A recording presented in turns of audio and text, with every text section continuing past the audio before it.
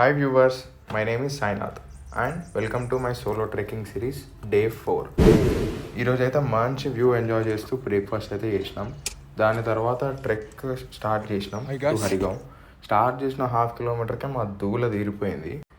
ఎందుకు వచ్చినాం రా బాబు ఈ ట్రెక్ అని అనిపించింది నాకైతే. కొద్ది దూరం వెళ్ళాక అయితే క్యాంప్స్ కనిపించాయి. ఇది మాదే అనుకున్నా. మా అమిత్ బ్రో మా ట్రెక్ లీడర్ అయితే ఇది కాదు ఇంకా మన ముంగట ఉంది అన్నాడు. నీ అవ్వ ముందే చెప్పి రావచ్చు కదా అనిపించింది.